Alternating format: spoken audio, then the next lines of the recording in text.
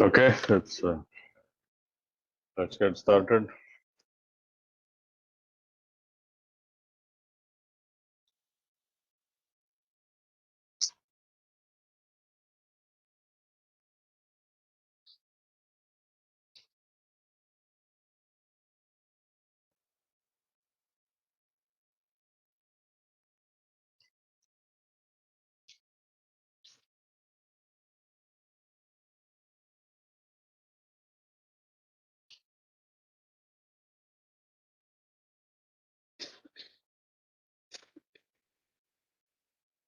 Oh, come on. Okay, it's a little strange, but anyway, see.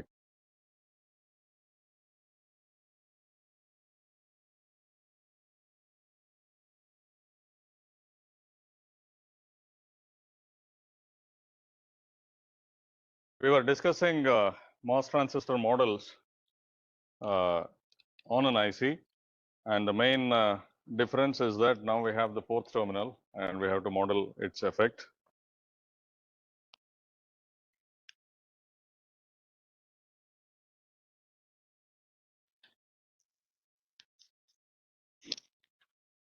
Okay.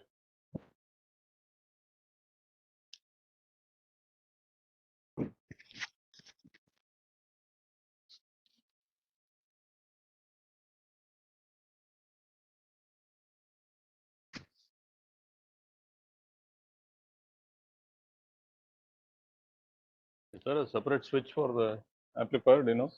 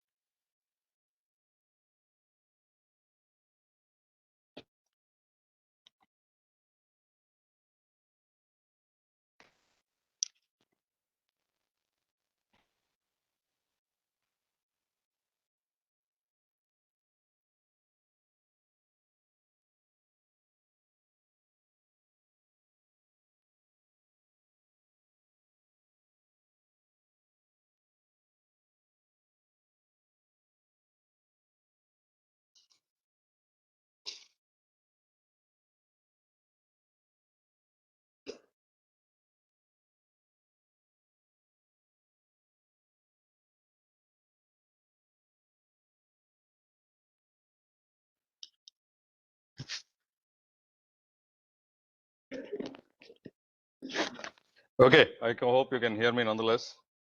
We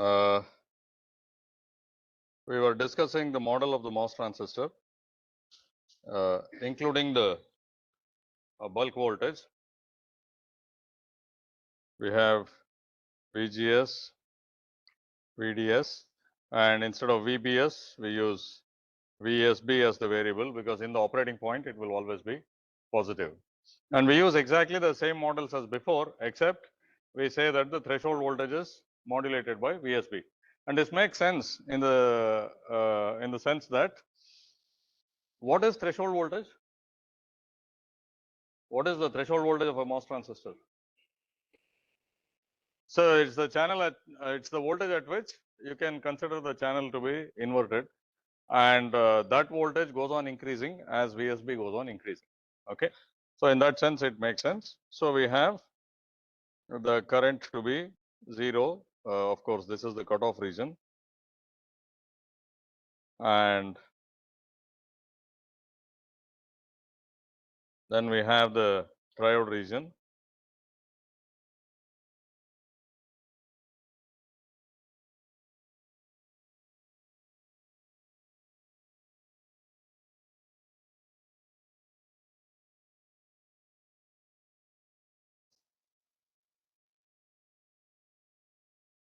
Okay, So this happens for VDS less than VGS minus VT, and of course the transistor must be on.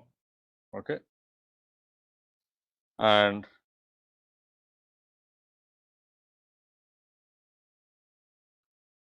this is the saturation region. This is a highly idealized model, but basically the point of analysis is to get some intuition about the design, and you use simulators for exact results. Okay. And what I said was that this threshold voltage itself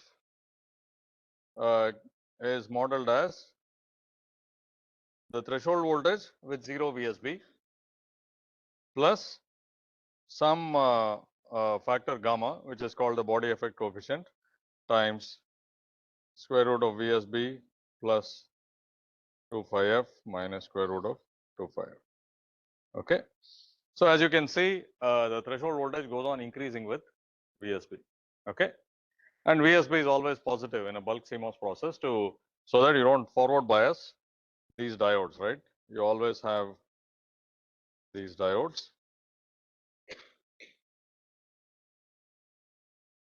So that they don't get forward biased. And exactly the same equations hold true for the PMOS transistor also. Their VSB will be negative always. Okay, all the polarities of voltages and currents will be inverted in the operating point. Okay, so now we have this body effect. So what? What is the consequence of this? What do you think happens because of body effect? Fine, VT is a different number. Anyway, we were going to use simulators to calculate whatever we wanted. So what's the consequence of the body effect?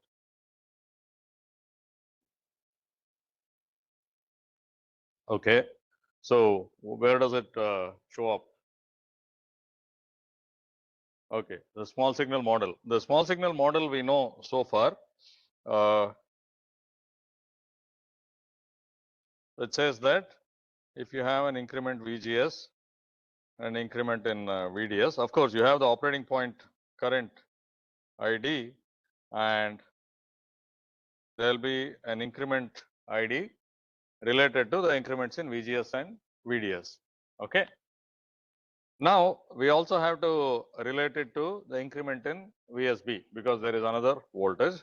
We could do this, but conventionally, for the incremental values alone, VBS is what is used. There is a reason for it. So instead of saying plus VSB, I'll say minus VBS. Okay. And the small signal incremental model we knew consisted of the following.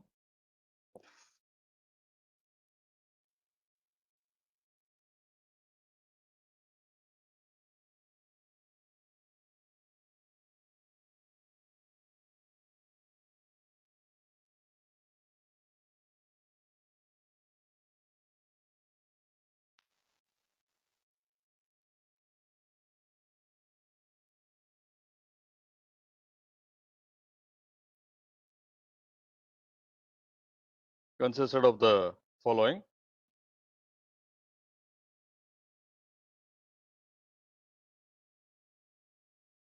The increment in the drain current consisted of a part related to VGS, which was GM times VGS.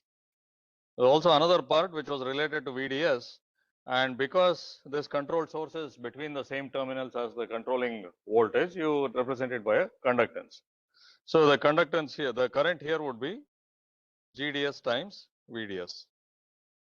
Okay. Now what should I add? Because I said we also have the increment VBS. What happens to the current? What will be the increment in the drain current if there is a positive increment in VBS? It will. What happens to the drain current if VBS increases? It will increase, right? So you have another controlled source, and this is GMB, that is the proportionality constant times VBS. Okay. So all you have is another control source, and you have to keep in mind that this is what you get. Okay. And in fact, it has this is GM, this is the transconductance, and this is GMB. It's the transconductance from the back gate. Okay. It's the change in current when the back gate voltage changes. I already said that bulk can be considered as a back gate. Qualitatively, they are the same. Both the increase in gate voltage or increase in the bulk voltage increase the inversion charge in an NMOS transistor. So they behave in the same way. So you have this additional control source. Okay. Any questions here? No. Speaker is not working.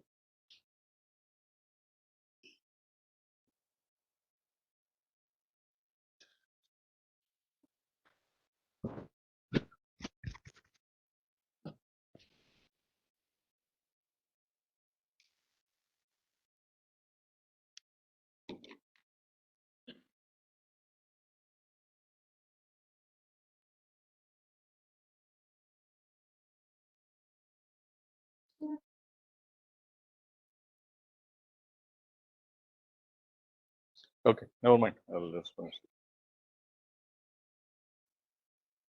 So you have this additional control source. Fine. Besides making your incremental equivalents messy, what does it do? What is the consequence of this?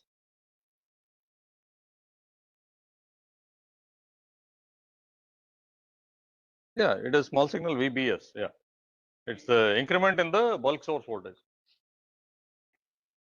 Higher gain. Why? Yeah, that's a so this bulk effect, body effect can be both a bug and a feature.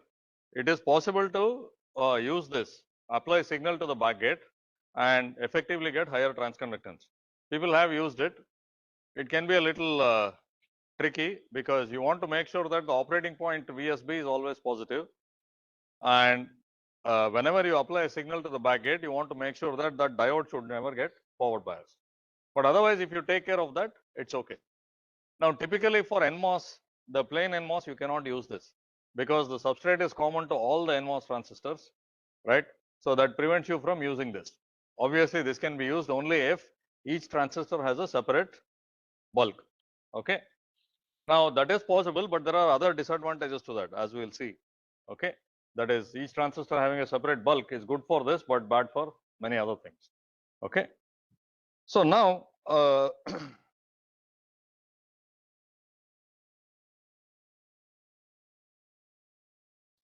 you can basically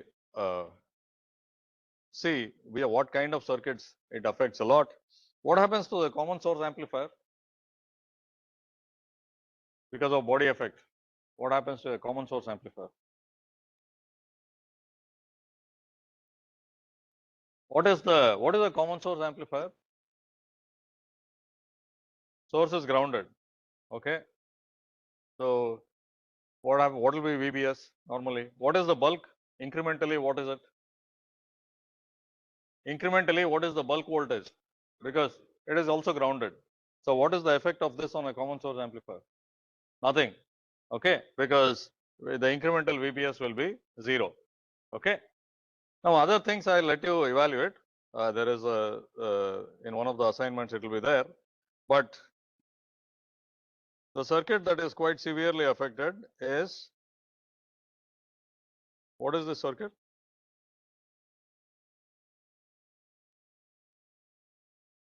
What is this? Common drain amplifier. It's a source follower. It's called a source follower, right? So if you plot the large signal V0 versus Vi, what will it look like? Large signal, yes. I mean, forget the body effect. Large signal V0 versus Vi, what should it look like? Yeah, because what is V0? It is V0 minus VGS of this at a current I0. Okay, I will use this notation frequently instead of expanding it out, writing it out in terms of I0. But clearly, this means the threshold voltage plus square root 2I0 by mu Cox W by L. That is the VGS for that current. Similarly, I'll also use VD sat at a current I naught to denote that part alone. Okay, because that is the saturation VDS at that current.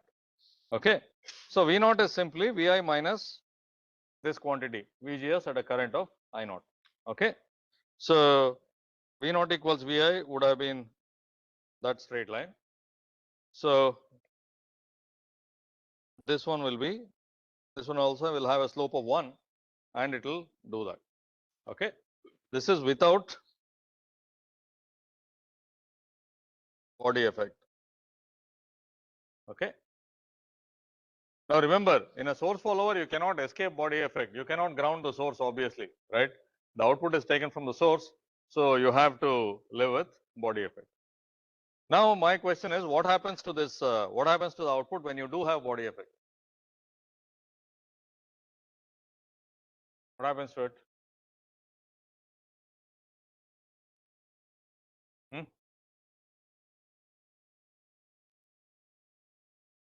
The expression for Vt is here, so you put everything together and tell me what will happen when you do have body effect.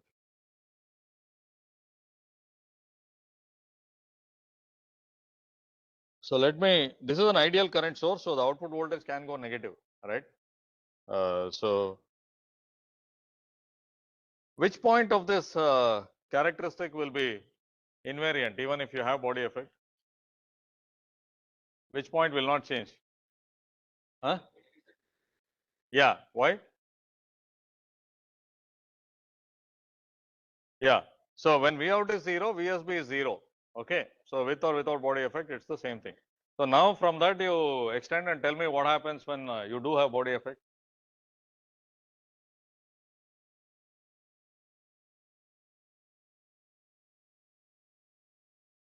Yes, what happens?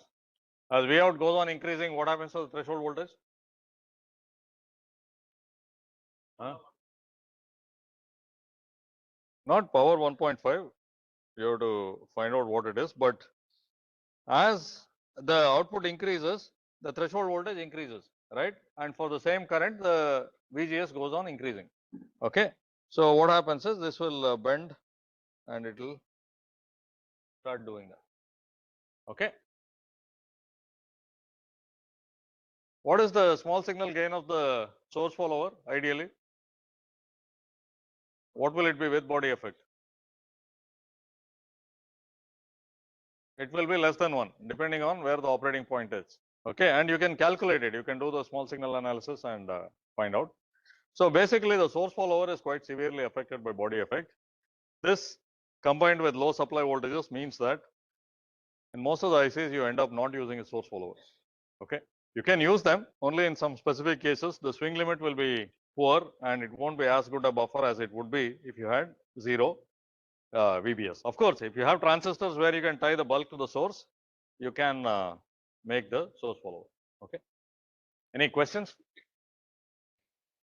Now, why did I say it's not a good idea? Even if you have MOS transistors of this type, let's say I said that we can have triple well devices, right?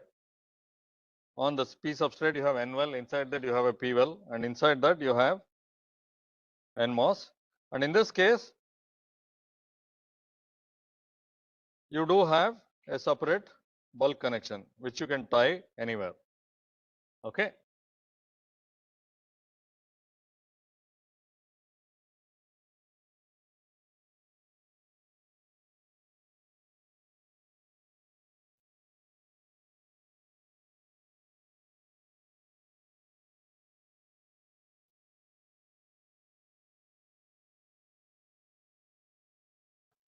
So in this case, you could make a source follower, which is like this.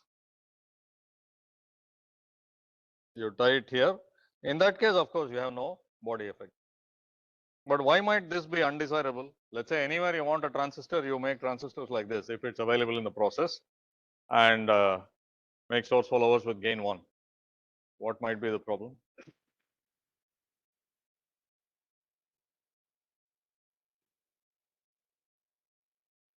Yeah, correct. But this body is separate. It is local to this transistor. Right? We are not going to change this. This will be tied to the lowest voltage in the circuit. Okay. It's only the bulk of this transistor is inside here and it's isolated from other thing.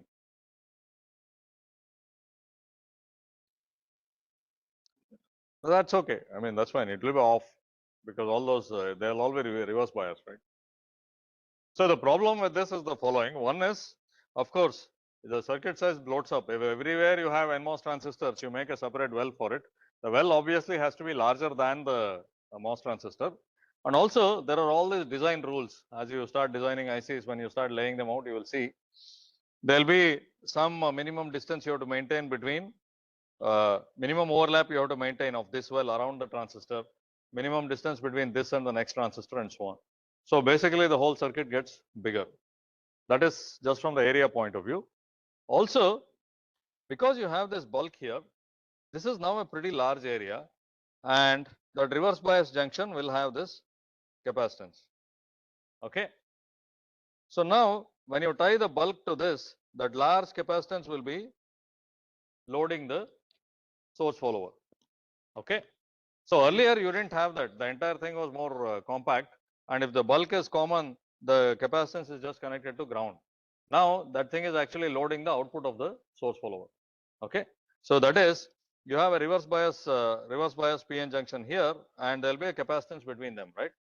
And this will be at small signal ground. So basically that well capacitance will load the source follower. So that is again a problem because it will reduce the bandwidth of the circuit. Okay. So that's why you don't want to use this everywhere. You use it only when necessary. Okay. But like I said, there are also places where the bulk can be a feature. You can try to apply signal to the bulk and then get higher transconductance than what you would get only from the gate. Okay. That is one possibility. There are others. I will discuss them shortly. Any questions so far? But the thing is, body effect is something you have to keep in mind. And if you have a vanilla CMOS process, that is the plain CMOS process, all NMOS bulks will be tied to the lowest potential. PMOS bulks you can connect separately, but even there, if you try to make a separate well, if you make isolated transistors, every transistor isolated, your size will bloat up because you have to keep some clearance around the transistor and you have to keep some distance between the transistors. Okay. Any questions?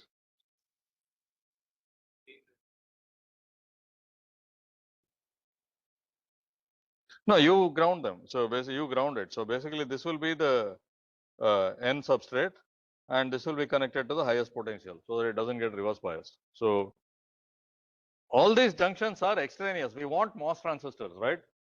And of course, when we want diodes, we will use these as diodes, and they may be forward biased. Otherwise, you don't want to forward bias any of these junctions, because then you will have all kinds of currents flowing, which will disturb the current that you are trying to have in your transistors. Okay. So this is one thing. Now, if you look at this square law model, right? So let's take the saturation region current, okay? And if you plot it, so that is about body effect. So body effect,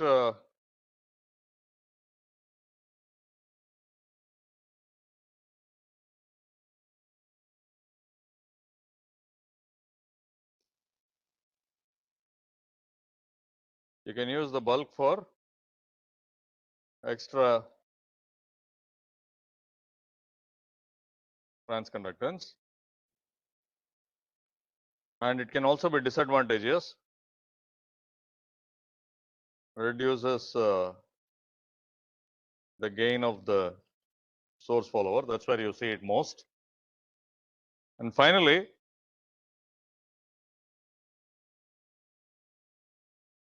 you try to have separate bulk for each transistor, then you have basically a larger area. Okay. This is a problem, right?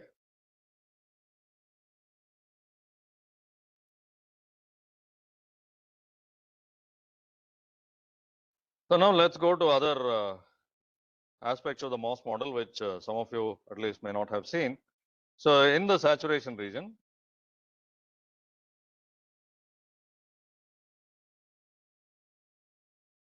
the expression for the current is, I'll show most of the examples with NMOS, but exactly the same thing applies with PMOS with reverse polarities. And also let me make the conventions clear. I always use, maybe I'll show it first. This is mu n C ox W and this is VGS minus VTN. This is what I use for NMOS, and for NMOS,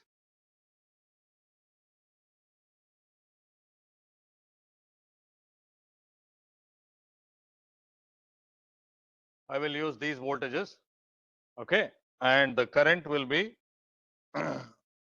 from drain to source in the device, and all these will be positive in the sort of normal operating point, okay. And when I have a PMOS transistor, typically source is drawn on the top. I will use VSG as the variable, VSD as the source drain voltage, okay, and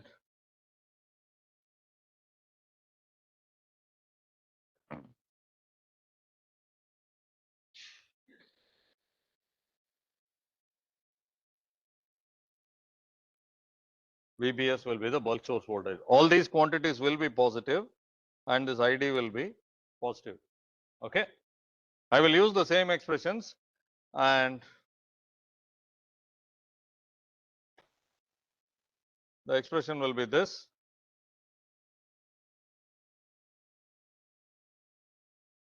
And for enhancement devices, VTN will be positive and VTP also will be positive. Now you will see different notations. People have different choices, but I prefer to think of it this way because everything will be positive. These are the voltages that we normally mark, okay. Now you may, depending on where you see the books or other reference materials, may use PMOS with a negative threshold voltage and negative currents and so on. So this is my notation, okay. Now if I plot the current versus VGS in the saturation region,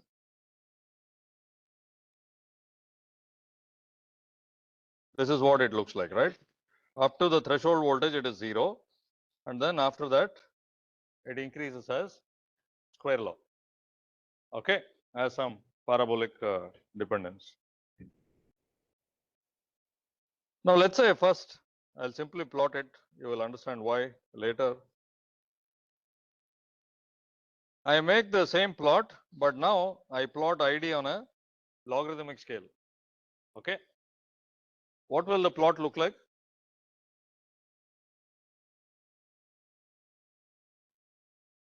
Okay, so first of all, the square, when you convert it to a logarithmic stuff, it will actually have a reducing slope as you go, right? The exponential will have a constant slope.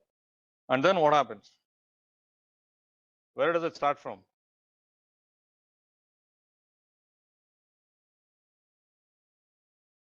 So no, if I plot according to this model, if I plot the current, what will the plot look like? So here, this part of the curve will look like this, and then 0 means minus infinity on the logarithmic axis. Okay, so this is what it will look like. Now, below the threshold voltage, the current is 0, right? This is the reason for the popularity of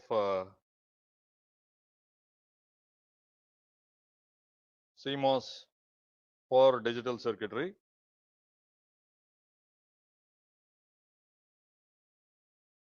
Okay, what circuit is this? What is the circuit? All of you are familiar with this? Okay, what circuit is it? Fine. And when the input is 0, what will be the current? What will be the current?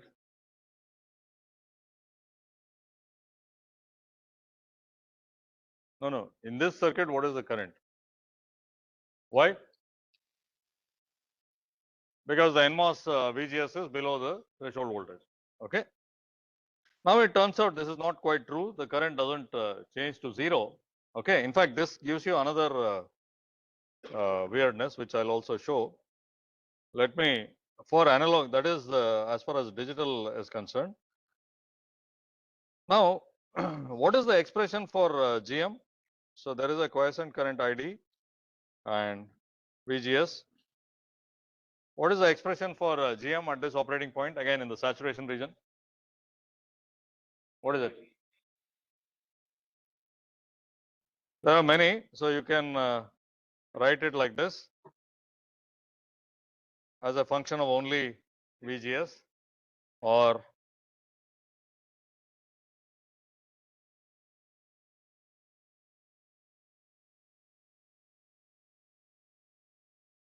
as a function of only the operating point current, or this. Okay. So now let's look at this particular expression. That is, it says that if you keep the current constant, right, and the GM is inversely proportional to VGS minus VT. Okay, right? So how is this possible? Like you want to keep the current constant and change the VGS minus VT. What should change? No, no, like forget body effect and all that. We are into a separate thing now. In a transistor, the current should be the same, but VGS should be different. So what should have changed? No, no, no. Forget body effect. Okay. So what is that? Size. It's the size of the device. That's the only thing, right? It's mu. You see the expression. If GM, I mean, if current has to remain the same and VGS has to change, the size has to change. So that means that you have used, as a designer, when you have a discrete MOS transistor, of course you cannot change its size, but in an IC you can change it any which way you want. Okay, that is, you may use different sizes and experiment. Now this tells you that if you use a very large MOS transistor, so that VGS gets smaller and smaller, you'll get higher and higher GMs for the same current. Okay, so one of the parameters, because you always like to have as low a power dissipation as possible. So this GM by ID is some sort of figure of merit. This is how much GM you are getting for unit current, right? And that is 2 by VGS minus VT. And as you know, every analog circuit parameter probably depends on GM. So it makes sense to have this GM by ID as large as possible, so that you get the same GM for as small a current as possible. Okay, right? This is what you would like to have. So what will be this if you plot this GM by ID versus VGS minus VT?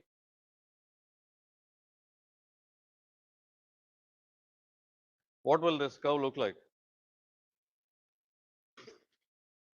So where would you bias your transistors? What VGS minus VT would you choose? Right, because then, I mean, for zero current you will get any GM that you want. Of course, VGS may be not equal to VT, but as close to VT as possible. So this tells you that this GM by ID is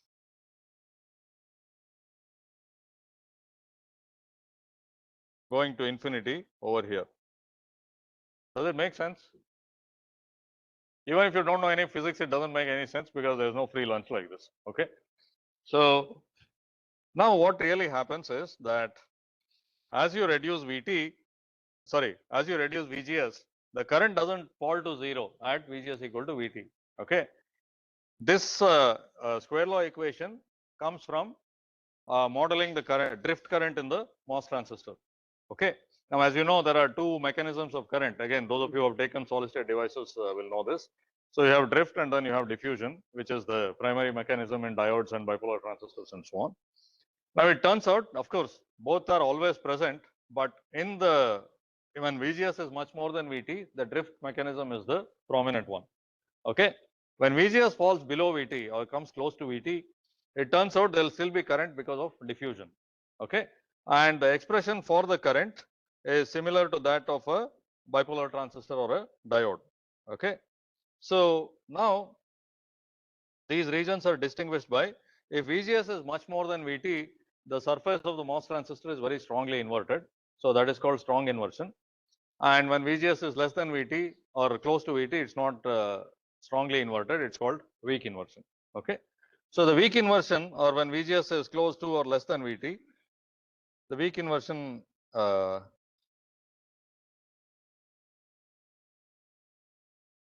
expression looks like this. It is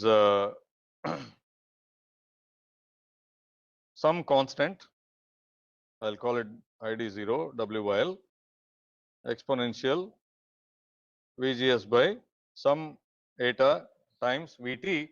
This VT is not the threshold voltage. This is the thermal voltage. How much is the thermal voltage at room temperature? Yeah, we'll take it as 25 millivolts for all hard calculations, okay? Times 1 minus exponential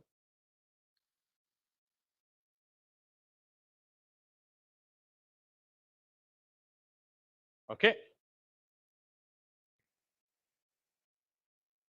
What is the value of the expression when VDS equals 0? VDS equal to 0. It is 0. I mean, at least it is sensible. That's the first thing you have to check, because when VDS is 0, no current can flow there. Okay. And of course, as you can see, as VDS increases, it becomes a few times the thermal voltage. That exponential becomes very small, and the current becomes independent of VDS. Okay. So that behavior is similar to the strong inversion behavior, right? In strong inversion also, as you increase VDS, current increases from 0, but beyond a point it doesn't increase, it saturates. Okay. So here also it does that. Now if you look at this part, this has an exponential dependence. So what will that look like if I plot it on the same plot here? I mean, it makes sense to plot it on when ID is on a log scale. What will that part look like?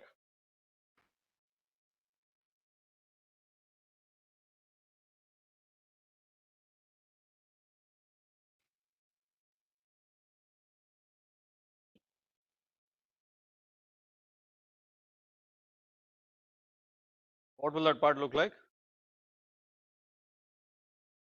What will it be? Straight line. Yeah.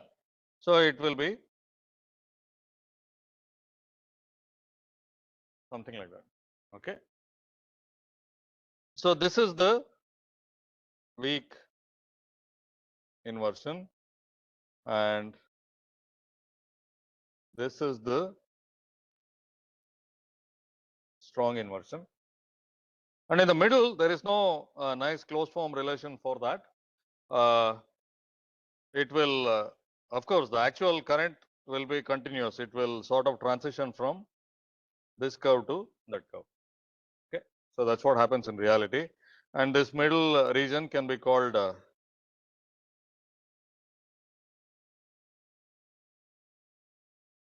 moderate inversion. Okay.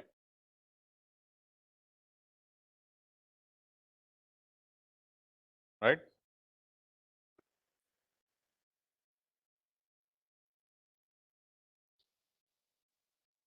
So this is something to keep in mind. You have weak inversion. The current does not go to 0. Okay. Now this parameter eta, ideally it should be 1. It won't be necessarily 1. The closer it is to 1, the better it is. What happens if eta is larger? What happens to this current? If I have a larger value of eta, what will that current be? Will that current be more or less, or what? Less. So, well, actually I have to be a little careful here. So this ID naught itself depends on many of those things. The slope will, what happens to the slope of this when eta is larger?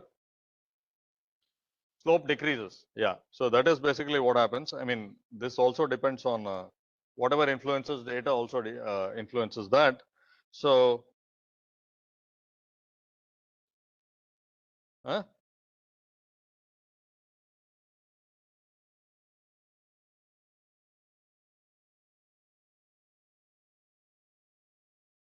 ID not I have not used elsewhere. ID not I have used only. Right. So there are some device parameters which determine eta. So it depends on that. Yeah. Whatever determines eta also changes this. So what happens is when eta increases, the leakage, this subthreshold current, or by the way, this is also called the subthreshold region because you are operating below the threshold voltage. So that current increases. Okay. The rate at which the current falls decreases if eta is larger. Okay. So eta you would like to keep as close to 1 as possible. And typically this is measured by what is known as the subthreshold slope. You know that if eta is 1, okay, you will get a factor of 10 change if VGS or VGS changes by the sorry, again here I made a mistake in the symbol. This is the thermal voltage, not the threshold voltage. So VT log 10, right? And this is approximately 60 millivolts. Again, this is some term you may see, 60 millivolts per decade of current. That is, for a VGS change of 60 millivolts, you will get a 10 times change in current. If eta is higher, this slope will be higher. So that means for a 10 times change in the current, you need a larger VGS. Okay. So now this is something to know. In fact, the initial part of this and maybe next couple of lectures will be some information that you would not know earlier. After that, we will go on to the meat of the course. So now, now that you know this, what is the effect of this on different things that we discussed so far? What happens to the CMOS gate, CMOS inverter, let's say?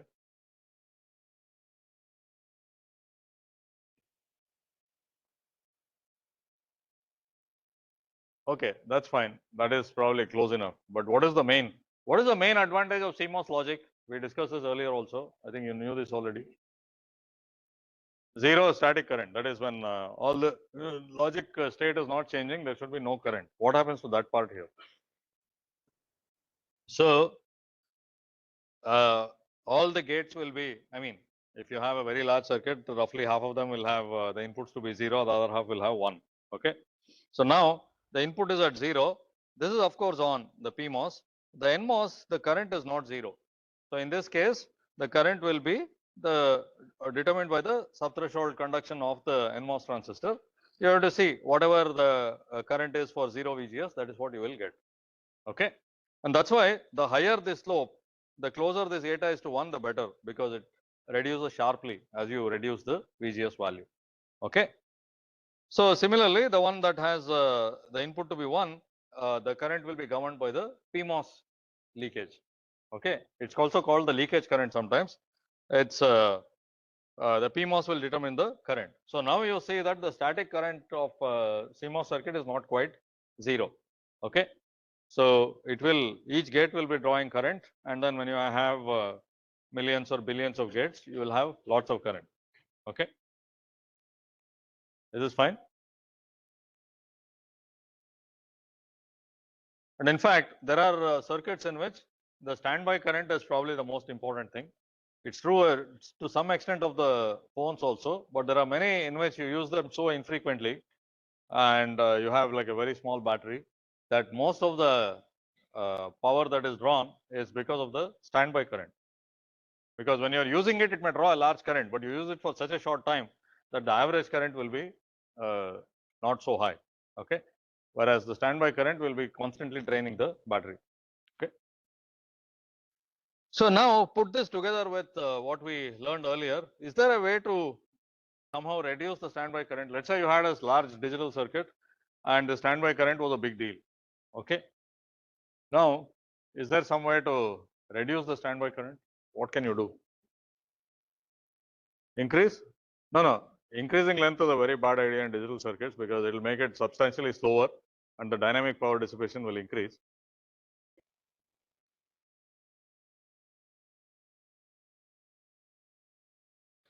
Yeah, no, VGS and so on you can't change. It's the supply voltage, right? What is the VGS here? VGS of PMOS will be the supply voltage, VGS of NMOS is 0. If it's the other way around, VSG of PMOS will be 0, VGS of NMOS will be the supply voltage. That you cannot change. So how would you change the only thing that you have left now is the threshold voltage, right? Okay. So if it turns out if you increase the threshold voltage, this actually there is a if you increase this should have been VGS minus VT. So if you increase the threshold voltage, basically it's like going further to the left on this curve. The current reduces. Okay. So you will be going further to the left. So how will you increase the threshold voltage? Yeah. So what you have to do is, it can be done, and there are cases in which this is done. Of course, it's more cumbersome. You have the body connections of all transistors, right? So that's the bulk connection of all the PMOS transistors and all the NMOS. You tie them together. Now, if you want a lower standby current during normal operation, you set VBN to 0 and VBP to VDD. And when you want a lesser standby current, you make VBN less than 0 and VBP greater than VDD. Of course, you will need special circuits to get these voltages beyond the supply rails, below 0 and above VDD. But this is actually a technique that is used.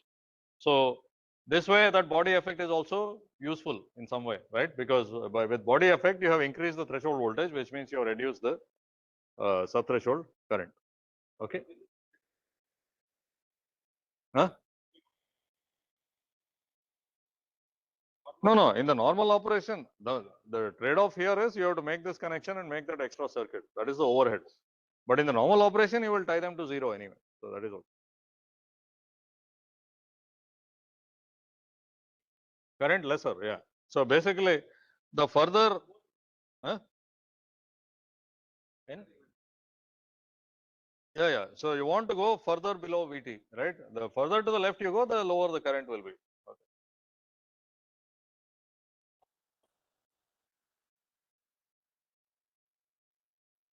No.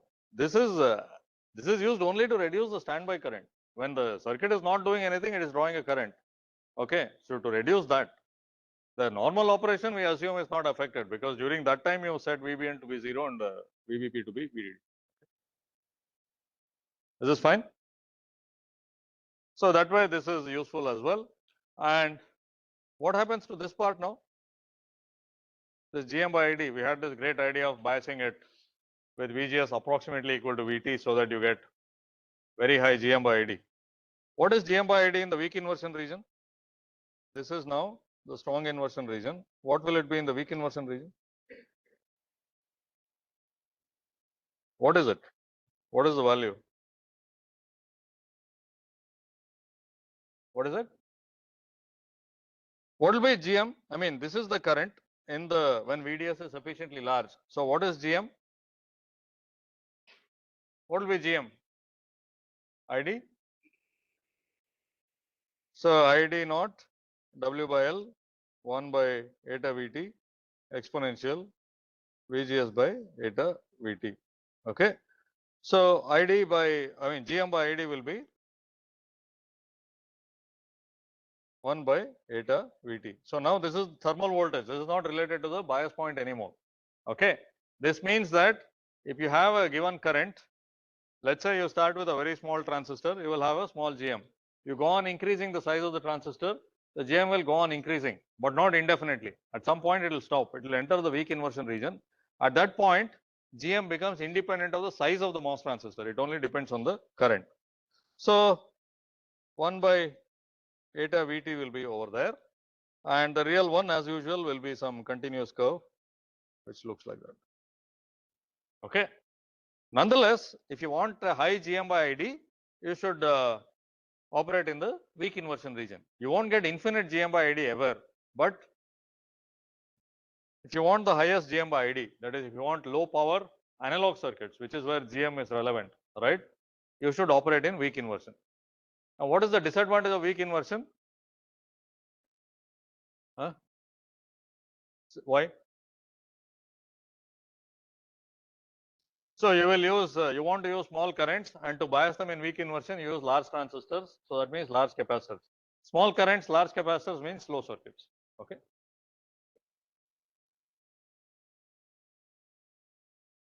So we will continue from here, but these are all the additional aspects you need to be aware of. This weak inversion is used very widely. You can think of it as a bug, as leakage current in digital circuits, or as a feature, the way to make low power circuits.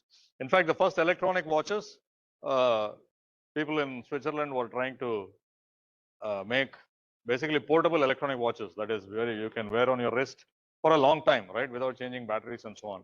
So they studied this weak inversion stuff extensively because it enables low power operation. Okay.